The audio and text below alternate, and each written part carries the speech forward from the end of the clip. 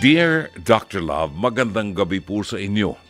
Sumulat po ko sa inyo dahil hindi na namin alam na magkakapatid kung anong solusyon sa nanay naming nagpapaloko sa isang lalaki.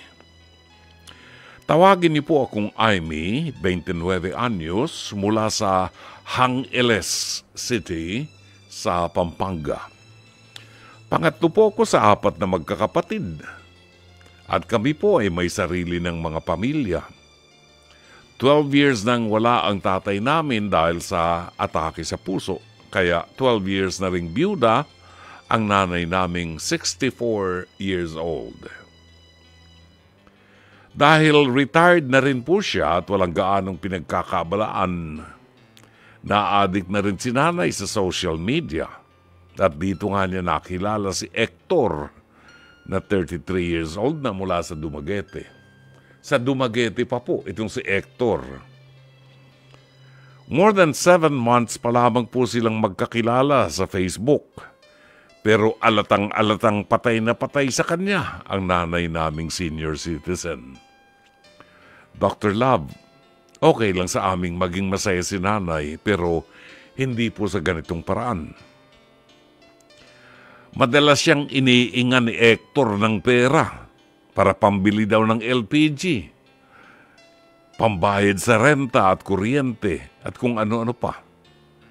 Parang tanga naman ang nanay ko. Kaagad nagpapadala mula sa kanyang pensyon at sa regular allowance ay binibigay naming magkakapatid sa kanya.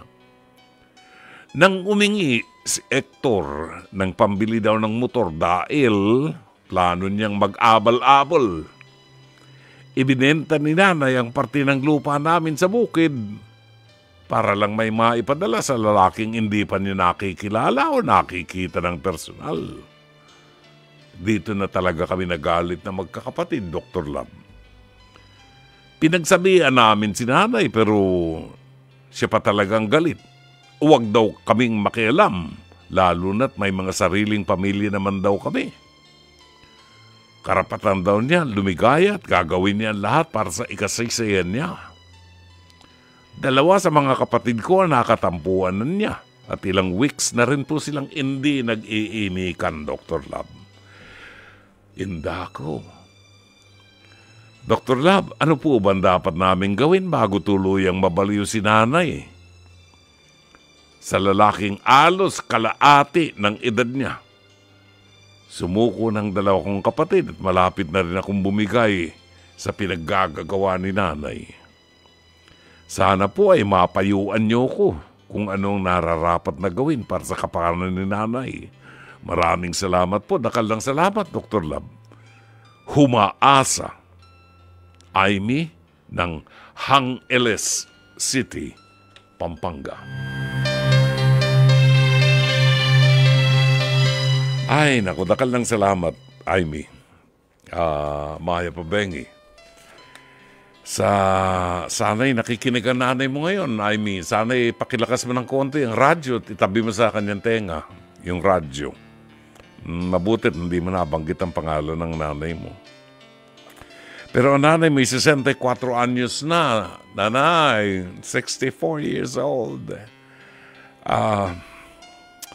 Okay lang po na umibig tayo. In fact, kung kayo po ay nanonood ng face-to-face, meron kaming ipinakasal doon na ang lalaki ay 32 anyos yata, ang babae 65 anyos na. And sabi nga nung babae, siya raw yata ay buntis kasi ilang buwan na siyang hindi dinadatnan ng kanyang buwan ng dalaw. So, nag-aalala naman siya dahil siya siyempre, nakikipagtalik dito sa 32 anyos na batang lalaki.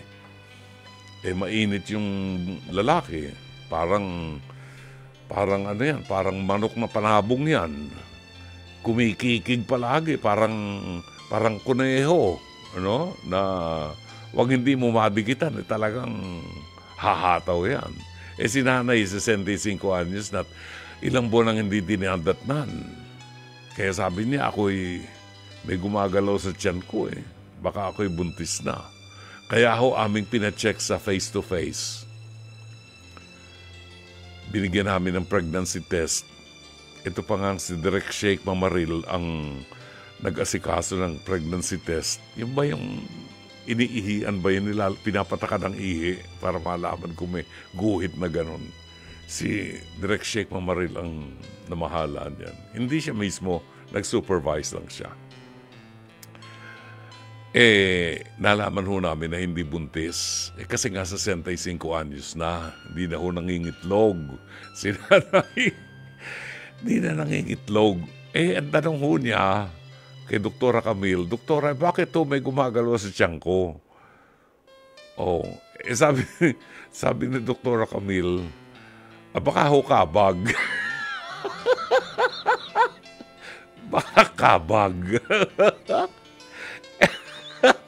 Anyway, ipinakasalo namin sila dahil talaga nagmamahalan. Pero, ang isang maganda ron, Amy, itong batang lalaki na 32 years old, hindi naman pinirahan yung kanyang karelasyon. Ito nanay mo, isang tangat kalahati naman to. Pasensya na nanay, ha? Mas matanda ako sa'yo at sasabihin ko sa'yo talagang tanga ka. Okay lang magmahal. Normal sa atin yung umiibig. Lalo na patay na yung asawa niya. Di ba? Baka naghahanap siya ng, makakasama sa buhay. Walang masama doon, Amy. Pero ang laking katangahan ng nanay mo, nanay, isa kang dakilang tanga. Ang isang katangahan mo na gusto kong pagnilayan mo ngayong gabi, galing sa akin, ha? Aki, hindi pwedeng ayokong bulahin ka. Sasabihin ko yung totoo sa aking palagay. Kundi ka pa naman santangat kalahati, nanay. 7 buwan pa lamang kayo magkarelasyon. Hindi mo pa nakikita ang tinamaan ng kulog na manliligaw mo na taga Dumaguete. Bisaya yun, Dumaguete? Sa Visayas. Hindi mo pa nahahawakan ang braso nung iyong karelasyon. Hindi mo alam kung balbon yan, kung may balbas yan. Hindi mo alam kung kulot ng balahibo niya sa binti. Pag humihingi sa'yo ng pera, binibigyan mo ka agad. Hindi naman ayos yun. Diba? Ano-ano, hindi balik kung emergency. No? Hindi mo alam dahil nakilala mo lang sa social media ang tinamaan ng kulog na Hector na ito. Hindi mo alam kung may asawa ito. Aba, ultimong upa sa bahay, hinihingi sa'yo. Ultimong pambili ng LPG, hinihingi sa'yo. Kambing na ito, maghanap buhay ka, kuneho ka. Kabayong ito. Pambili ng LPG, pang-upa sa bahay, pambayad sa kuryente, hihingin doon sa kanyang 65 anyos sa kabi na syota. Hindi nga malaman kung may asawa ito. Kaya nga isang tangat kalahati ka, nanay, gumising ka. Aba, mauubusan ka ng anak pag ganyan ka. Kasi, concerned naman ang mga anak mo sa iyo. Sinasabi sa iyo ang dapat mong gawin. Huwag mong padalhan ng pera. Ikaw ang humingi ng pera. Dahil ikay 65 anyos, wala ka ng hanap buhay. Sus, Ginoo. Maniwala ka, isang katangahan to, ha?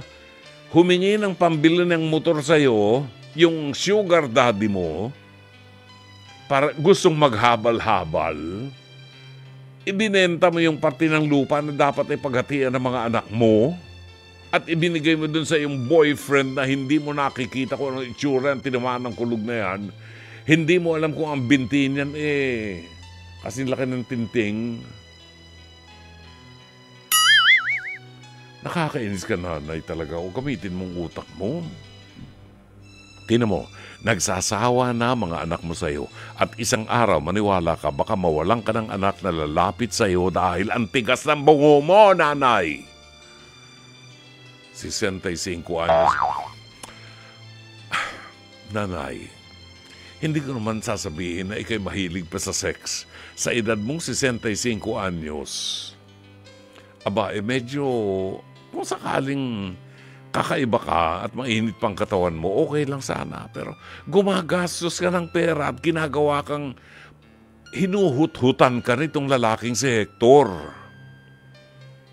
Hindi balik ko nakita mo ng personal, ni hindi mo malaman nga kung may asawa yan. Ultimong pambili ng habal-habal, ultimong pambayad sa Meralco, hihingin sa'yo. Aba, nanay, 65 anyos ka, ako'y 74, baka pwede pa tayo sigurong maging magsyota. Oh, di ba? Meron akong isang bahay na binibili dyan sa Forbes Park at saka dyan sa McKinley Hill. Ikaw na nga lang ang magbayad noon at sasabihin ko sa'yo, I love you very so much. Diyos ko. Yahoo! Nakakaawa ka kasi ang pera mo ay galing lamang sa pensyon. See? Kung gusto mo, edi tayong dalawa na lang. Kalimutan mo na si Hector. Yeah, baby! Oh. Hang City, Pampanga ka lang. Ako dito ko sa Mandaluyong. Oh. Madali kung mapuntaan yung lugar mo, makikita tayo. Pero ikaw na magbayad sa aking condominium na bibilin. Diyan sa McKinley Hill. Alam mo yung McKinley Hill? Maal dyan sa McKinley Hill. Ay nanay, magtinutino ka. Amy, etong masasabi ko sa inyong magkakapatid, ha? Huwag kayong magsawa sa inyong ina na nabubulag sa pag-ibig. Kapag kayong magkakapatid, kausapin mo mga kapatid mo, ha?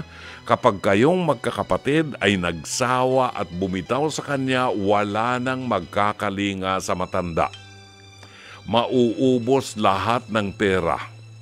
Ang gawin nyo, kontrolin nyo ang kanyang pera sa bangko. Kung may pera sa bangko, alamin ninyo at kausapin nyo ang branch manager ng bangko kung paano nyo mapoprotektahan dahil nabaliw na ang nanay mo para hindi mailabas ang mga pera sa bangko. Ang lahat ng mga ari-arian ninyo, mga titulo ng lupa, kayong magkakapatid, itago nyo na. Itago nyo mga titulo ng lupa at kayong magkakapatid ay huwag sumuko at bantayan nyo, gabayan nyo ang inyong inang tanga. Sorry ha. Gabayan nyo dahil kung bibitaw kayo, lalong walang mangyayari at mauubos at lolokohin ng gold digger na kanyang syotang si Hector. Nakikinig ka ba, Hector? Diyan sa Dumaguete City, hirap na ba ang buhay mo? Kambing ka. Ultimong upa sa bahay, pambili ng LPG, pambayad sa kuryente, pambili ng motor sa habal-habal mo, hihingin mo sa babaeng matanda na baliw sa'yo. Sus. I mean, putulan mo ng access ang nanay mo sa kanyang social media. Tanggalin ang wifi, kung hindi man palitan ng password para wala siyang access. Yan lang ang magandang paraan. Kes, kahit magalit siya sa inyo, that's alright, okay lang yan. As long as napoprotektahan niyo siya dahil obviously ayaw nang gumana ng utak ng nanay niyo.